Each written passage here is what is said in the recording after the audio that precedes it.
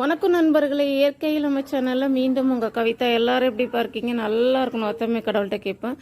நான் நிறைய தேநீர், கிட்டத்தட்ட என்கிட்ட 30 வகையான தேநீர் இருக்குது.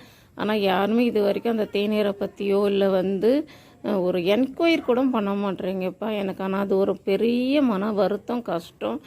எந்த மாதிரி மூலிகை ஐட்டம்னா என்னோடய முடிஞ்சு போயிடுமான்ற ஒரு பயம் கூட எனக்கு வந்துடுச்சுப்பா.